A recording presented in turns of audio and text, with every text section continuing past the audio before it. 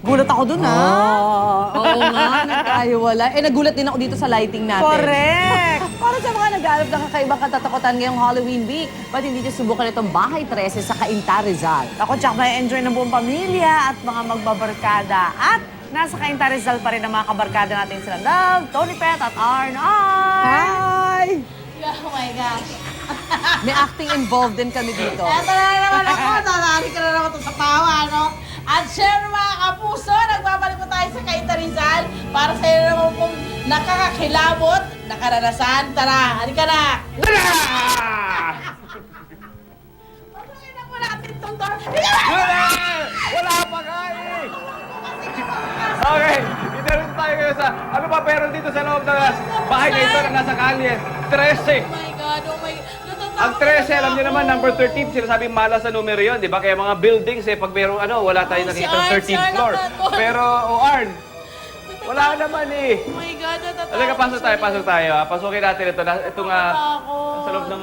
ang ganda naman ng bahay, oh. May pa-chandelier si Mayor. Okay. Pero alam nyo po, sabi nila, kailangan nyo raw po maglaan ng 12 to 15 minutes para maikot nyo to. Alam mo, ayoko ng feel na to. Hindi. Natatakot ako. Set lang naman to eh.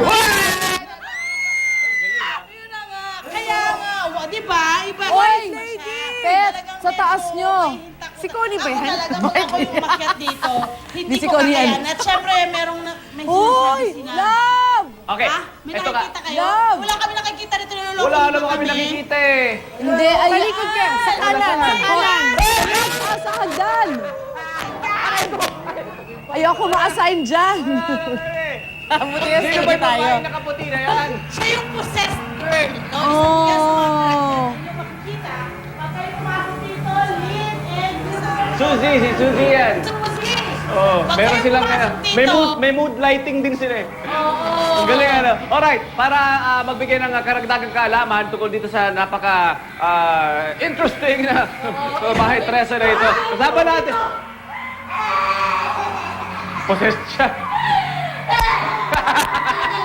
Kasama natin si Sir Francis Santos, ang marketing director ng World of Fun. Uy!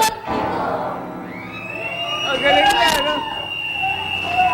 Sandali, magkatrabaho pa tayo lang.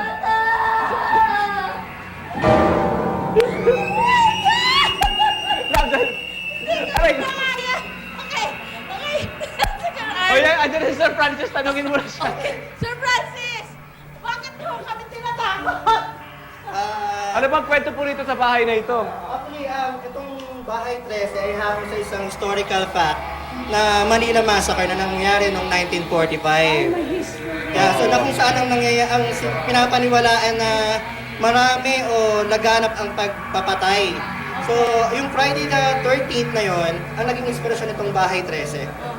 Okay. So, bukod po sa possessed girl, sino-sino pa ho ang o kailangan sasabihin niyo ba o hindi niyo dapat sabihin kasi gusto niyo ma-surprise mga kapatid? Kahit hindi na namin muna sasabihin, pero gusto namin ipakita dito sa Bahay 13 kung ano ang mga posibleng nangyari noong February 13, 1945. Oo. So ang tema, ang look, feel at tema nitong ating horror house na ito, itong Oo. Bahay 13, ay vintage 1945. So katatakutan. Kung Pero- baga parang pero meron period. kayong kinonect na storya mula mismo sa history na pwedeng makakonect din yung iba natin mga kababayan kung aalamin lang nila yung history ng Tama. petsa na to, di Tama. ba? Ayan. At yung kaninang nasaksihan natin, isa yan sa sinasabi naming kakaiba sa horror house o sa Bahay 13 na ito.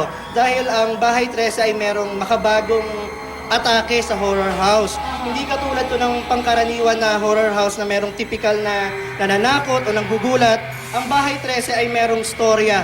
At higit sa lahat, kung sino man ang papasok dito ay magkakaroon ng pagkakataon na maging bahagi ng storya na yan. Okay. So, balita ko 5 hanggang 7 katao ang maaaring pumasok dito sa Bahay 13 on rotation at ilang minuto po ang 12 tour. to 15 minutes. Yes, 12 to 12 to 15 minutes. Tapos, ilang kwarto ang papasukin nila? Meron kaming 9 to 10 rooms na pwedeng daanan ng bawat guest na pupunta sa Bahay 13. Oo. At sa mga nagtatanong dyan, sa mga gusto pumunta rito, bukas Yes. ito hanggang 17th ng January. January 17 at bukas sila 3 p.m. hanggang 9 9 p.m. p.m. Ayan. At umiikot pa kayo sa Metro Manila or dito lang kayo? Dito lang po sa mall.